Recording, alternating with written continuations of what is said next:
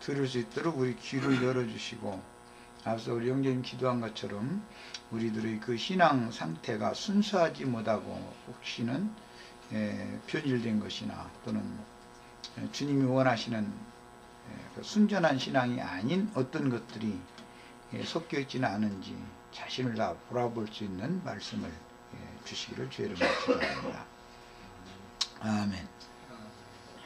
자, 오늘은 에베소서 2장 계시록 2장 에베소 교회 사자에게 편지한 말씀 1절부터 7절을 다시 한번 정신을 집중해서 잘 읽으시고 말씀을 더 나누도록 하겠습니다.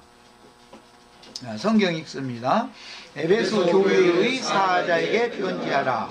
오른손에 있는 7 벼를 붙잡고 7 금 촛대 사이를 거니시는 이가 이르시되, 내가 네 행위와 수고와 네 인내를 알고 또 악한 자들을 용납하지 아니한 것과 자칭 사도라 하되 아닌 자들을 시험하여 그의 거짓된 것을 네가 드러낸 것과 또 네가 참고 내 이름을 위하여 견디고 게으르지 아니한 것을 아노라. 그러나 너를 책망할 것이 있나니 너의 처음 사랑을 버렸느니라. 그러므로 어디서 떨어졌는지를 생각하고 회개하여 처음 행위를 가지라. 만일 그리하지 아니하고 회개하지 아니하면 내가 네게 가서 네 촛대를 그 자리에서 옮기리라. 오직 네게 이것이 있으니 네가 니골라당의 행위를 미워하는도다. 나도 이것을 미워하노라. 귀 있는 자는 성령이 교회들에게 하시는 말씀을 들을지어다. 이기는 그에게는 내가 하나님의 낙원에 있는 생명나무의 열매를 주어 먹게 하리라.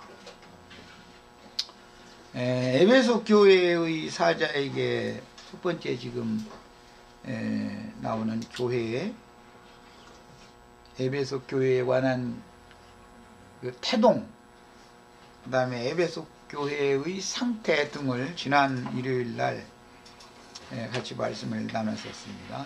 이미 사도행전 19장 20장에서 에베소 교회의 그 증거를 이제 찾아 읽었고, 우리는 뭐 다 아시는 것처럼 서신서 중에 이미 에베소서라는 말씀이 있었으니까 에베소 교회가 그때 당시 처음 세워졌을 당시에는 거룩하고 흠이 없는 영광스러운 교회를 이렇게 지향하는 그런 좋은 상태의 교회였다는 것을 우리가 알 수가 있습니다.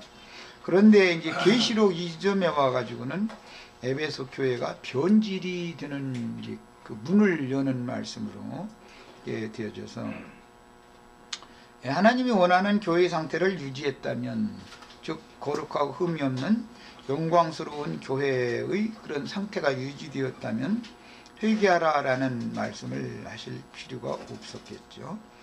그런데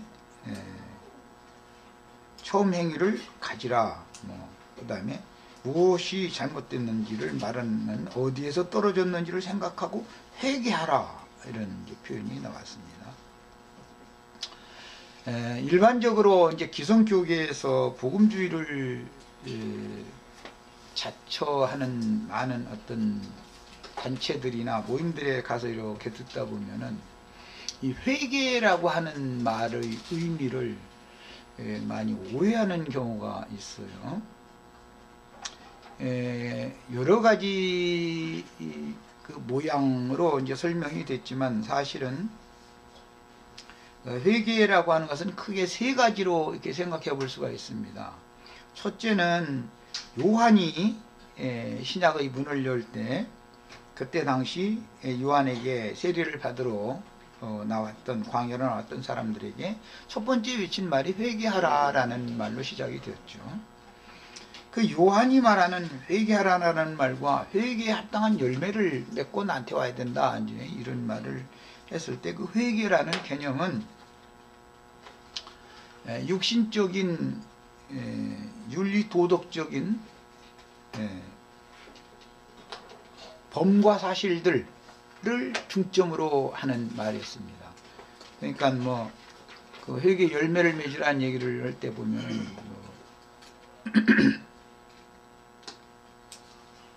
권세를 힘 있는 자들은 힘약한 자들을 이렇게 억누르고 뭐 군병들 이런 사람들에게 그냥 힘을 의지해서 이제 뭐 착취하고 그런 데 이제 썼다든지 또는 그 세리 노릇을 하던 사람들이 뭐 이제 그 도적질을 했다든지 뭐 이제 이런 것들을 회개하라고 했다는 것을 알 수가 있습니다.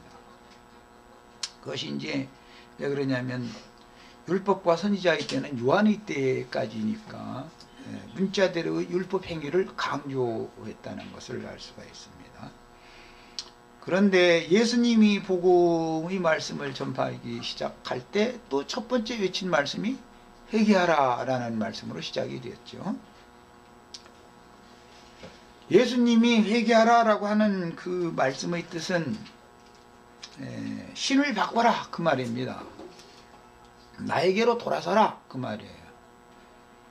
내가 아버지의 이름으로 너에게 구원을 주러 왔으니까 너희가 지금까지 추구하던 율법 하나님, 선지자들의 하나님, 그 하나님이 너희가 지금 하나님을 오해하고 있기 때문에 나에게로 돌아와야 된다라는 걸 예수님이 회개하라 라고 외쳤습니다. 예수님은 뭐 무슨 요한이 말한 것처럼 무슨 육신적인 무슨 잘못이 있는 거 이런 걸 회개하라고 하는 말에 중점을 맞춘 것이 아니었죠. 주님 예수를 나를 믿어라 이제 그 말이었죠. 나에게로 돌아와라 그 말이었어요. 그 다음에 계시록에서 지금 주의 성령께서 또 회개하라 이렇게 말씀하시는 것은 주님께로 돌아온 자들은 유대교 생활을 떠나서 또는 이제 이방인들의 하나님 세상 신을 떠나서 예수께로 돌아왔을지라도 교회 생활을 잘못하고 있는 것이 많기 때문에 교회 생활의 잘못에 대해서 무엇을 내가 신앙생활을 잘못하고 있는지를 돌아보고 돌이켜라 그것을 말하는 것입니다. 지금 계시록의 회개하라 라는 말씀은 7교회 중에 5교회에게 모두 회개하라 라는 말씀이 나왔죠. 그러니까 율법적인 회개를 외치는 첫 번째 요한의 회개의 증거가 있었고 예수님의 증거 회개가 있었고 성령의 회개하라는 회개의 증거가 있었습니다. 이렇게 포괄적으로 성경을 알아야만 회개라는 개념이 잘 정리가 될 수 있는데 흔히 이제 기성교계나 특히 복음주의를 자처하는 형제회 계열에서 이게 파생되어져 나온 뭐 형제회 계열들이나 또 구원파라고 하는 이런 무리나 지방교회라고 하는 이 무리가 이제 대표적으로 청교도 그 계열에서 나온 무리들인데 그들도 회개를 얘기하면은 모두 요한의 회개를 자꾸 염두에 자꾸 두고 있는 얘기를 계속하고 있는 거죠. 그러다 보니까 이게 혼동이 오는 거예요. 근데 오늘 우리 성령께서 교회들에게 회개를 하라고 하셨던 이 말씀은 교회 생활을 잘못하는 것을 돌아서라고 말했다라는 걸 잘 이해를 하셔야 되겠어요. 베드로나 바울 사도가 사도행전에 보면 가는 곳마다 회개하라고 그랬었죠. 사람들을 회개하여 너희 죄 없이 함을 받으라. 그리하면 하나님이 너희를 위하여 예정하신 예수 그리스도를 보내주신다. 이제 이런 표현을 했고 바울 사도도 그 비슷한 이제 그런 표현을 했어요. 예수님이나 그 사도들이 사역의 초기에 회개하라고 외쳤던 것은 모두 신을 바꾸라라는 걸 말한 겁니다. 특히 사도행전 그 7장에 보면은 스데반이 유대인들 앞에서 절기 때 순교를 당해가면서 회개를 촉구하는 증거를 하고 죽게 됐죠. 그것은 유대교인들이 유대교의 신을 버리고 내가 지금 증거하는 내 안에 계신 예수 그리스도 그분께로 돌아서라 이것을 말하는 겁니다.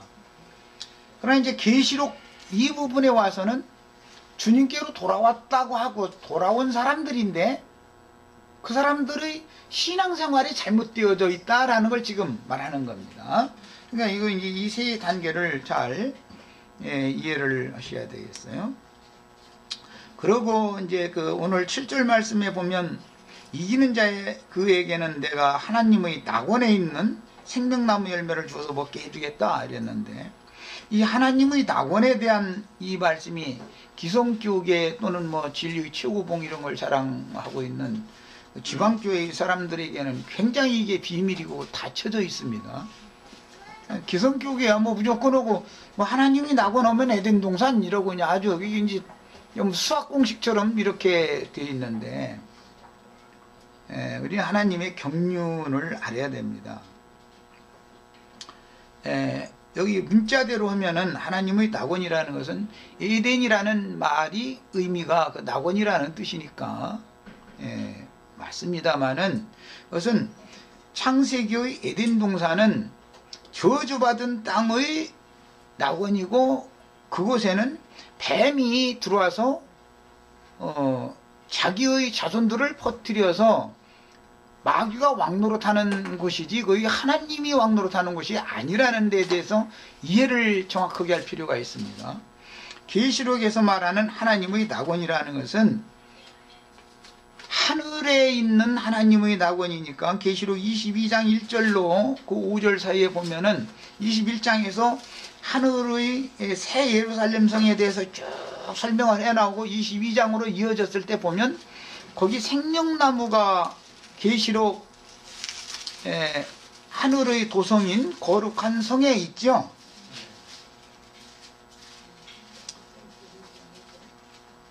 (22장) 1절부터 3절까지 보겠습니다.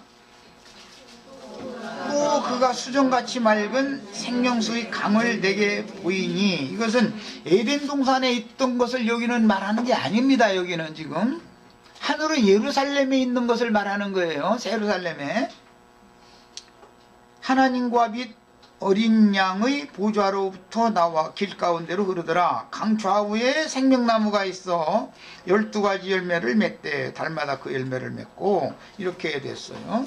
그러니까 지금 계시록에서 말씀하시는 하나님의 낙원에 있는 생명나무라는 말이 나왔는데, 이 하나님의 낙원은 거룩한 성 새 예루살렘에 있는 낙원을 말하는 것이지 저주받은 땅의 에덴 동산의 낙원을 말하는 것이 아니다 이 말이에요. 에스겔 28장이나 31장이나 이런 데 보면 거기에서는 옛적의 에덴 동산 이런 표현이 나왔죠. 그러니까 옛적의 에덴 동산으로 우리를 인도에 가는 것이 하나님의 영원한 목적이 아니죠. 뱀이 권세를 부리고 있는 그곳으로 우리를 데려가는 게, 이기는 자들을 뱀이 권세를 부리고 있는 곳으로 데려가려는 게 목적이 아니잖아요. 이 경륜을 잘 아셔야 되겠어요. 이 문제가 지금 기성교계에서 너무 혼동을 하고 있기 때문에 특별히 이것을 지적을 한 겁니다. 원래 그 하나님의 낙원이라고 하는 것은 영혼의 그 쉬는 처소라는 이제 개념이기 때문에, 그 영혼이 쉬는 처소라는 것은 구약 성경에서는 예를 들어서 예수님이 십자가에 못 박히셨을 때 좌우편이 강도도 함께 못 박혔다고 그랬는데, 우편 강도가 주여 당신의 나라에 임하실 때 나를 기억하소서 이렇게 호소를 하니까, 네가 오늘 나와 함께 낙원에 있으리라 이렇게 말씀하셨죠. 그때 예수님과 함께 못 박혔던 그 우편 강도가 그날입니다. 오늘이라고 하셨으니까 그날 해지기 전에 내려다가 장사 지내죠. 그 영혼이 쉬러 들어가는 거잖아요. 자, 그것은 무덤에 있는 낙원을 예수님은 염두에 둔 것이다 이 말이에요. 이것은 구약 시대의 모든 믿는 성도들의 사후세계는 음부의 아브라함의 품으로 들어가는 것으로 되어 있었기 때문에, 부활하여 승천하시기 전까지는 예수님이 십자가에 죽고 장사되던, 육체로 장사되던 그때까지는 누구든지 다 음부로 가는 거단 말이에요. 무덤으로 가는 거단 말이에요. 무덤으로 가는데 불신자들인 경우 같으면은 불꽃 가운데로 가지만 그 영혼이 우편 강도와 같이 진실한 신자인 경우는 아브라함의 품으로 간단 말이에요. 아버지 품으로 간다 이 말이에요. 이거에 대한 구분을 하셔야 되겠어요. 그러나 아브라함의 품에 있던 모든 이기는 자들은 다니엘 12장의 예언이나 마태복음 27장의 말씀을 따라서 예수와 함께 부활해서 하늘 영광에, 즉 아브라함의 믿음의 자취를 쫓는 이기는 자들을, 장자들을 위해서 예비하신, 하늘에 예비하신 한 성에 들어가는 것이죠. 승천하셨다라는 것은 하늘에 예비하신 성에 들어가는 것을 말하는 것이지 음부이라고 들어가는 것을 말하는 게 아니단 말이에요. 그러니까 그 기점이 어디서 나눠지는 거예요? 무덤에서 부활되는 그 기점은 아버지 하나님, 아브라함의 품에 있던 모든 자들과 아브라함과 그 믿음의 후사들을 위하여 예비하신, 장자들을 위하여 하늘에 예비하신 거룩한 성에 들어가게 되는 것을 의미한다 말이에요. 그러니까 지금 이 계시록 2장 7절에서도 내가 하나님의 낙원에 있는 생명나무 열매를 주어서 먹게 해주겠다, 이 말씀을 한 것은 저주받은 땅의 에덴 동산 중앙에 있었던 그 생명나무 열매를 말하는 것이 아니다 이 말이에요. 이것을 구분을 경륜적으로 잘 하셔야 되겠습니다. 자, 이제 뭐 특별한 것은 이제 그런 면에 있어서 기성교계가 다른 것은 많이 보편적으로 밝혀놓고 있지만 너무 이게 성경의 의도와 맞지 않게 해석을 하기 때문에 이걸 지적을 두 가지를 했어요. 회개라는 문제와 생명나무 열매를 이기는 자들에게 준다고 할 때 지금 기성교계가 생각하고 있는 과는 성경이 말하는 의도가 다르다라는 걸 말씀을 드렸습니다. 오늘 말씀해 보면 일곱 비어를 붙잡고 일곱 금등대 사이에 다니시는 주님이 에베소 교회 사자에게 첫 번째 이 말씀을 하셨는데, 에베소 교회는 이미 바울 사도나 또는 요한이나 이런 이제 사도들이 사역을 했던 이제 장소입니다. 그러나 서머나 버가모, 두아디라, 사대, 빌라델피아, 라오디게아 이런 교회에 대해서는, 앞으로 이제 뒤에 나오는 6교회에 대해서는 앞에 서신서에 그런 교회라는 이름이 없었었죠. 유다서까지 나오는 모든 서신서들의 어느 지역에 있는 교회들에게 성령에게 동일한 성령께서 한 성령이 편지 보낸 내용이지만 에베소 교회는 포함이 됐지만 서신서에 서머나부터는 포함이 되지 않잖아요. 그러니까 이때 당시 세워졌었을지라도 서신서에 나오지 않는 교회들이 다음부터 나온다라는 것에 대한 그 이해를 지금 미리 해 두셔야 됩니다. 그래야 이제 다음부터 말씀을 나눌 때 시대적인 어떤 변천이 지금부터 온다라는 말이란 말이에요. 이 사도가 살아있을 때 당시의 마지막 사도인 요한 사도가 살아있을 때 당시 아시아의 7 교회들에게 편지를 했으니까 이 교회들이 있었지만 요한 사도 전에까지 죽은 사도들 때에는 이 교회가 그렇게 눈에 띄는 교회가 아니었다라는 걸 우리는 알 수 있잖아요. 자, 이걸 이제 미리 지금 말씀드리는 것은 다음 시간을 위해서 말씀드린 거예요. 이미 앞에서 상관 바와 같이 영원한 성령으로 말미암아 멜기세덱 관찰을 따르는 영원한 대제사장이 되신 주님은 그분의 보배로운 피로 구속하신 1장에 이미 그 얘기가 나왔어요. 성도들로 세운 제사장 나라, 또 하늘의 시온산에 세운 거룩한 신의 도성인 장자들의 교회, 그곳으로 다 인도하는 것이 목적인데, 아시아에 있는 7 교회들에게 추수의 말씀을 이게 편지로 보낼 때는 아시아에 있는 7 교회들이 하나님의 영원한 목적지는 아니다라는 것을 이미 우리는 여러분을 말씀을 드렸습니다. 그 다음에 일곱 금등대이기가 나왔는데, 등대라고 하는 것은 구속받은 성도들의 영혼을 상징하는 말이죠. 교회라고 하는 것은 구속받은 영혼들로 세워지는 것이잖아요. 이렇게 길거리 다니다 보면 등대교회라는 교회 이름들이 참 많이 보이죠. 참 이름 좋습니다. 등대교회. 그런데 그 등대교회가 성경대로 순금으로 되어진 등대여야 되는데, 순금으로 만든 등대라는 것은 뭐 세상에 어느 나라, 어느 바닷가에, 어느 항구가에 있는지는 나는 뭐 다 조사 안 해봐서 모르겠습니다만은, 성경이 말하는 순금으로 만든 등대라는 것은 예수 그리스도의 피로 사신 형제 자매님들의 영혼으로 제작되어진 등대다 이 말이지, 순금으로 만들어서 바닷가에 이렇게 놓아둔 그런 등대를 지금 염두에 두는 말은 아니지 않겠어요? 순금 등대라고 하는 이 얘기부터 우선 잘 오늘은 생각을 해보셔야 되겠어요.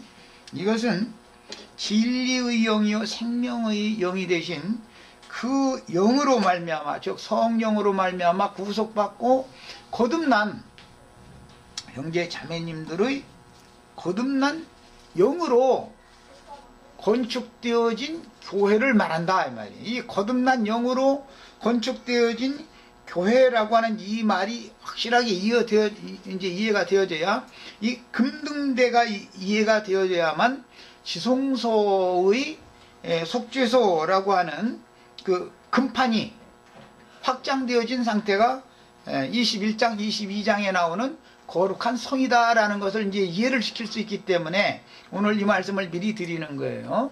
형제 자매님들이 피로 씻고 하나님의 성령으로 거듭난 영을 가지고 있으면 그 거듭난 영으로만 제작되어진 것이 순금등대단 말이에요.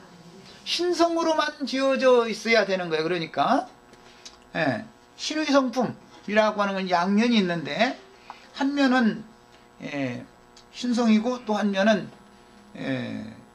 인성이죠.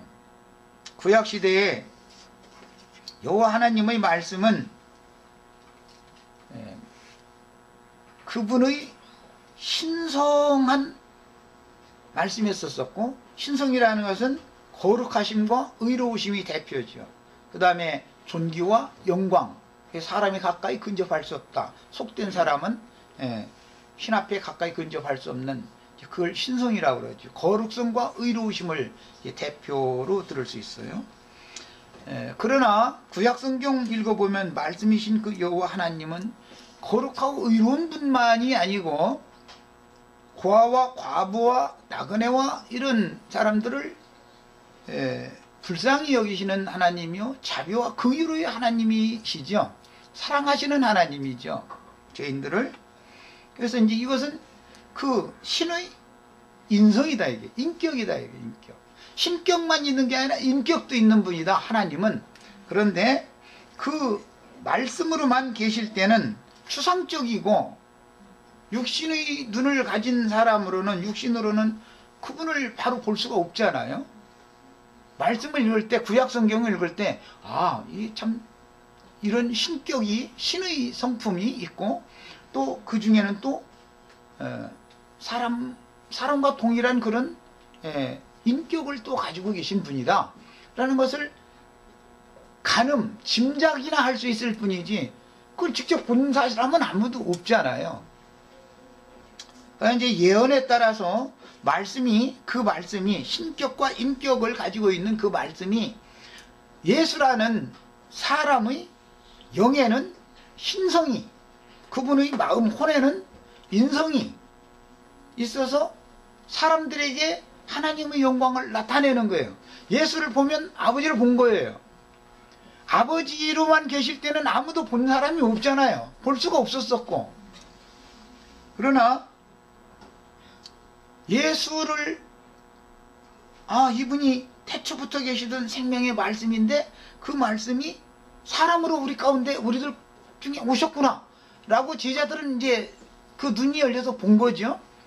봤는데 육신이 몸을 본 게 아니고 뭐 우러러 볼 만하거나 흠모할 만하거나 풍채가 있거나 그런 분이 아니었으니까 유대교 그 성전에 있는 아론 반차의 대제사장들처럼 그렇게 뭐 그냥 우러러 볼 만한 그런 어떤 풍채나 뭐 아름다운 모양이나 이런 걸 가지고 오신 분이 아니었으니까 겉모습만 봐가지고는 마땅히 죽일 자다 이게 이단자가 와가지고 엉뚱한 소리만 하는 것이거든요.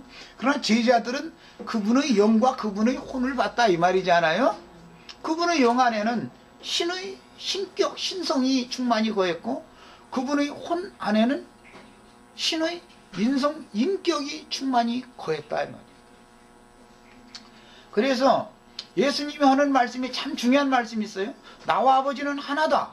나를 본 자는 아버지를 본 것이다. 이래요.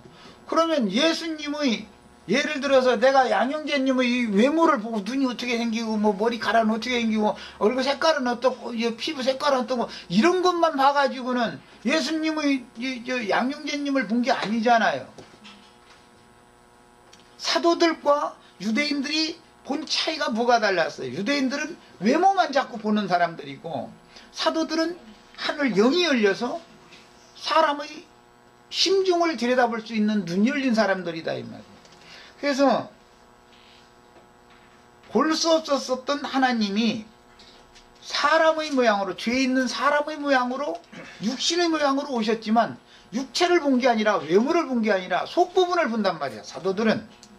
그래서 아 나와 아버지가 하나다라고 하는 말이 무슨 뜻인지를 알았고 나를 본 자는 아버지를 본 것이다. 근데 어떻게 아버지를 또 보여달라고 하느냐. 그러면은 유대인들이 이 말이 이해가 안 되죠. 우리 형제 자매님들 이 말 이해가 돼요? 지금 내가 하는 말? 이게 이해가 안 되는 사람은 거듭난 사람이 아니다 이 말이에요. 이게 영적인 사람이 아니다. 이게 전부 육신에 있는 사람들이란 말이에요. 육신대로만 모든 걸 그냥 보고 판단해버리는 사람들이에요. 그러니 결국은 예수 그분은 영은 하나님의 성령으로 잉태되었죠. 예수의 영은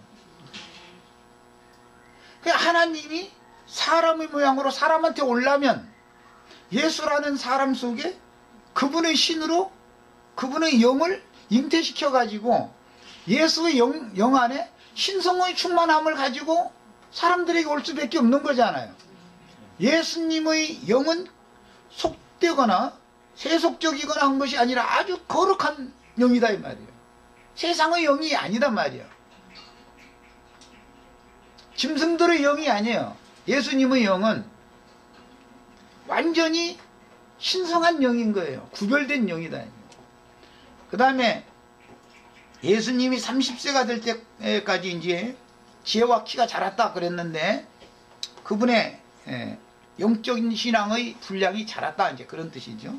그 신의 지혜라는 것은 신성이니까 하나님의 지혜가 곧 신성이잖아요. 신의 지혜로 우주 만물을 창조한 거잖아. 잠언 8장에 보면 조물주께서 우주 만물을 창조하실 때 주께서 나를 가지셨고 내가 그 곁에서 이 우주 만물을 창조했다 이제 이렇게 표현이 됐는데 사실은 신의 지혜가 바로 그리스도다 그 말이야.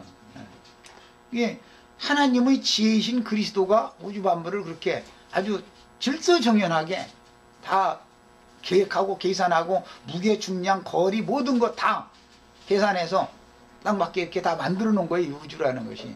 그러니까 이 만유는 곧 그리스도죠. 그리스도 당신 자신의 형상과 모양으로 만들어 놓은 거단 말이에요. 우주라는 게. 그런데 밖에 있는 이 우주를 형제 자매님들의 내면으로 들어가는 것이 새 창조라는 거예요. 새로운 피조세계, 새 하늘과 새 땅이단 말이지.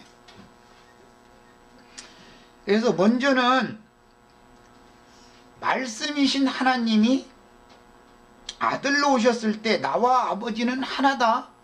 나를 본 자는 아버지를 본 것이다 라고 말씀하신 내용을 먼저는 이해를 잘 하셔야 돼요. 이게 무슨 뜻인지를. 다시 말씀드리면 예수님의 영 안에는 신의 신격과 신성이 충만하단 말이에요. 예수님의 온전케 되어지신 혼 안에는 거룩하시고 의로운 가장 완전하신 하나님의 자비와 긍휼하심과 죄인들을 불쌍히 여기시는 마음과 사랑하는 마음과 인격이 예수님의 혼 안에 충만하단 말이야. 그 예수님의 영과 혼은 신으로만 충만한 거야.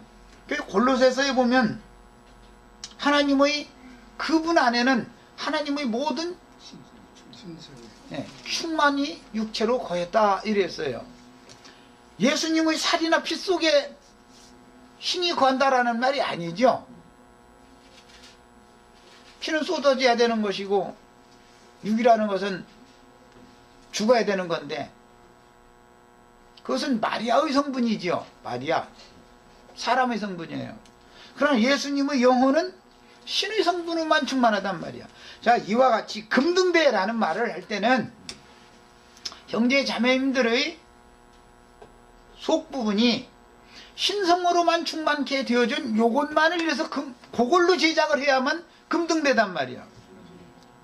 그런데 믿는 신자들이 육신의 생각이나 세상 사고나 세상의 영에게 연합되어져서 결탁되어져서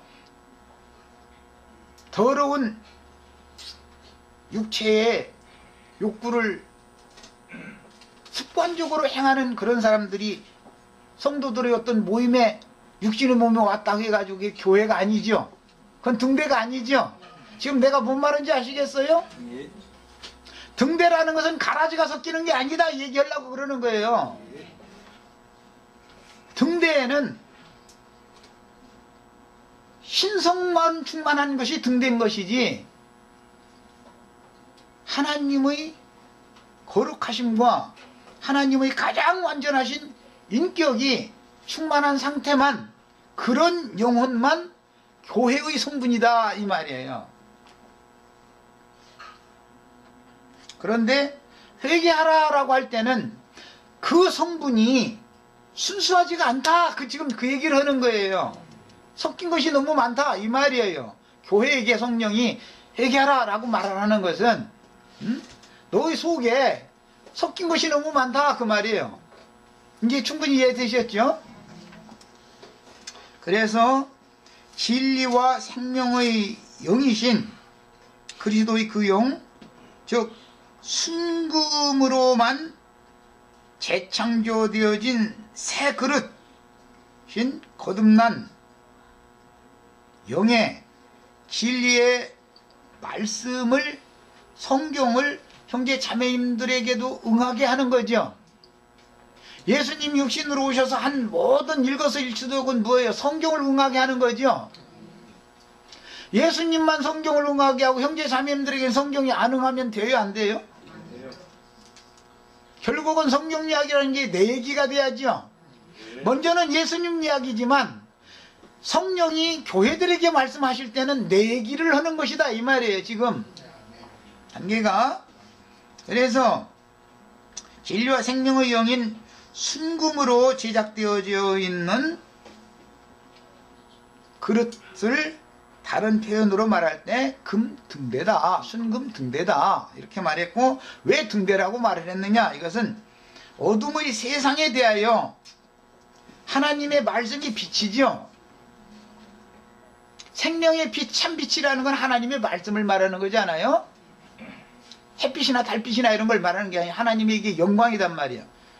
영광의 복음의 광채다 그러는데, 하나님의 말씀이 나의 영에 침투, 나의 영에까지 비춰져서 영으로 깨닫고 나의 혼으로 반사시키면은 등대에 지금 불이 켜져 가지고 빛이 어둠의 세상으로 지금 나가는 거지요. 그런데 등에서 불을 밝히기 위해서는 등 안에 기름이 담아져 있어야 되는데 그 기름을 금기름이라고 그런단 말이에요. 스가랴서 보면 금기름이라고 되어 있죠. 금으로 되어 있는 기름 봤어요? 세상에는 그런 기름은 없죠. 석유기름, 들기름, 참기름, 뭐 햇볕 식용유 이런 거 다 기름이지만 금기름은 없습니다. 금기름은 진리의 성령을 금기름이라 그러는 거예요. 진리 안에는 생명이 있죠. 햇빛이 진리죠. 해가 하나님이다 예를 든다면 그 하나님은 하나님의 영광은 광채 햇빛이잖아요. 빛이 지구에까지 투과되어서 오면 지구에 무엇을 주는 거예요? 빛만 온 게 아니라 빛 속에 있는 생명력을 공급하는 거죠. 하나님의 말씀이 깨달아지면 내 영에서 깨달아지면 빛이 되어지는 거고, 깨달아진 것이 마음에 적용되어지는, 즉 믿어지면 생명화되는 거죠.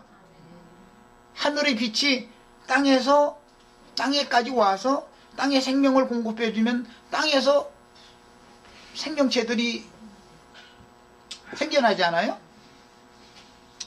그런 개념이니까 거듭난 영에는, 즉 하나님의 신성으로 충만한 순금에는 반드시 진리의 성령이 충만하게 담겨져 있어야 되는 거예요. 그래서 예수님 마태복음 25장 때 주님이 다시 오실 때 마지막 때 신부들 보고 기름 준비하라고 그랬잖아요. 기름이 없으면 불을 밝힐 수가 없는 거잖아요. 진리의 성령이 내 안에 충만해야 된다. 그러면 태우는 역할은 무엇로 하는가? 이것은 혈과 육의 육신의 몸이라는 것은 장작으로 상징이 되어지는데, 제단불에는 나무를 끊임없이 갖다 해서 불을 끊임없이 태워야죠. 제단에는 우리 형제 자매님들 이 팔뚝이, 내 다리가, 내 모든 이 혈육의 몸에 있는 각 지체들은 전부 장작이단 말이에요. 장작, 마른 장작. 요걸 가지고 쇠풀무 애굽이라고 하는 세상에 놔두고 나서 쇠풀무 애굽에서 많은 육체의 고난을 보내면 하늘에서 내려온 불로 살라져 가지고 하나님의 불로 그 말도 말씀을 말하는 거예요. 말씀이 모든 것을 불씨는 말씀이요.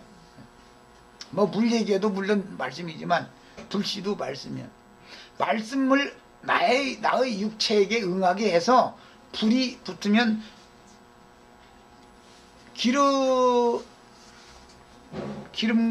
기름과 결탁되어지면은 불이 활활 잘 타게 마련이겠죠.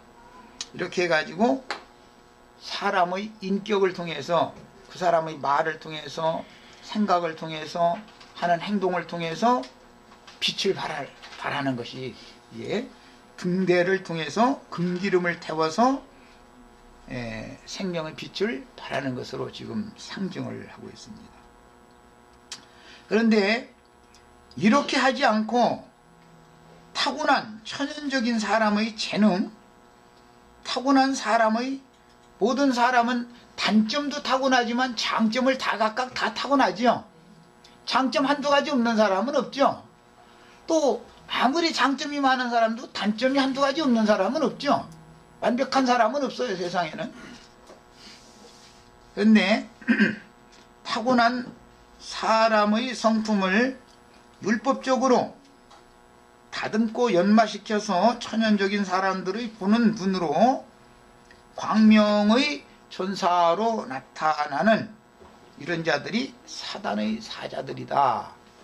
그래서 그런 사단의 사자들의 특징은 사람들을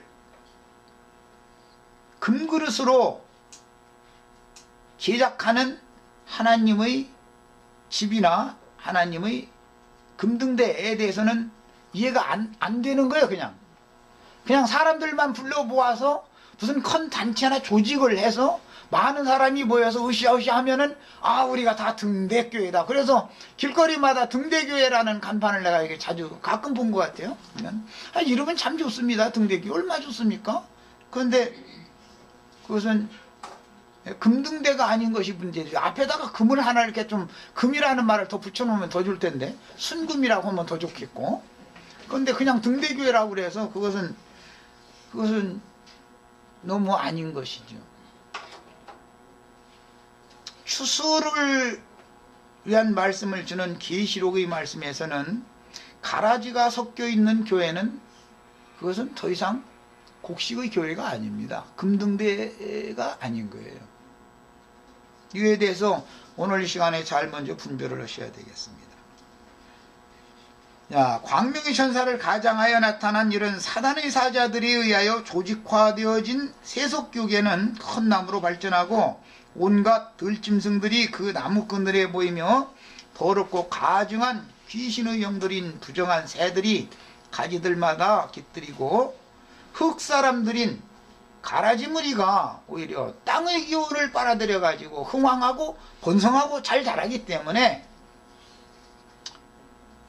하늘의 생명의 말씀씨로 심어진 정결한 그릇에 심어진 이 말씀씨로 진리의 말씀이 믿어져서 난 영혼은 잘 자라기가 어려운 그런 환경이 조성이 됐다 이거예요. 거기에서도 이겨내야 된다 이거예요. 이것이 이기는 자라는 말이에요. 엉뚱한 것의 세력이 더 강하고 흥하고 있는데 진리의 말씀으로 난 피로 씻김 받은 순수한 그릇 그 토양에 난 이 생명체가 오히려 가라지를 이겨야 된다 이게. 이 계시록에서 요구하는 건 전부 모든 교회들마다 이기는 자들을 그래서 요구하는 거예요. 예수님의 생명이라는 것은 이기는 생명이죠. 신의 생명은 이기는 생명이에요. 무엇을 이기는 생명이에요? 세상과 죄와 율법의 저주를 이기는 생명이다. 이걸 이겨야 된다. 그 다음에 모든 교회들을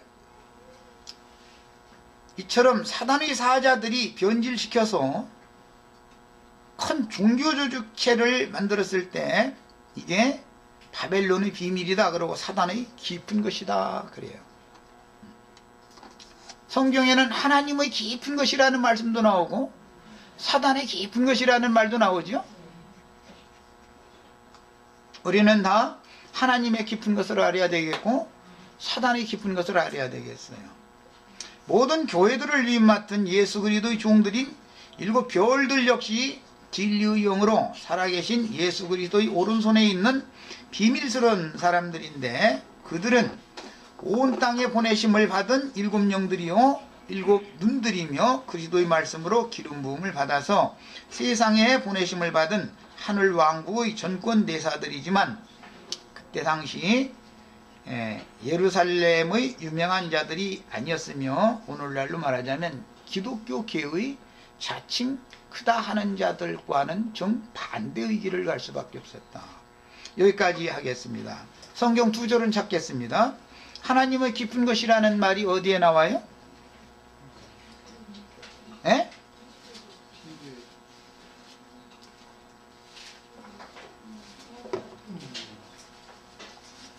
하나님의 깊은 것이라는 말이 어디에 나와요?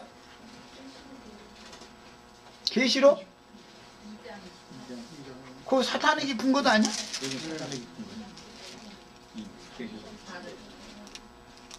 계시록에 사탄의 깊은 것이라는 건 금방 다 알으니까 내가 안 물어본 거고 우리 형제 자매님들이 성경 지식이 얼만큼 있는지를 내가 일부러 그래서 하나님의 깊은 것이라는 게 어디에 나오느냔 말이야. 자, 휴식 시간에 고린도전서에 나오는데요.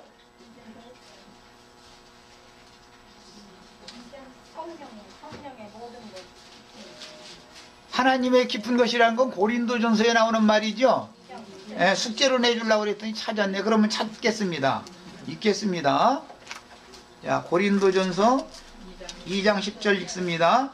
오직 하나님의 성령으로 이것을 우리에게 보이셨으니 성령은 모든 것 곧 하나님의 깊은 것까지도 통달하시느니라. 고린도전서 2장 10절에는 뭐가 나왔어요? 하나님의 깊은 것이 나왔죠. 계시록 2장 7절에는 사탄의 깊은 것이 나왔죠. 계시록 2장 7절이 아니라 24절에는 소위 사탄의 깊은 것을 알지 못하는도다 이렇게 나왔어요. 대비되는 용어를 지금 잘 마음에 새겨두시고 잠시 쉬었다가 다음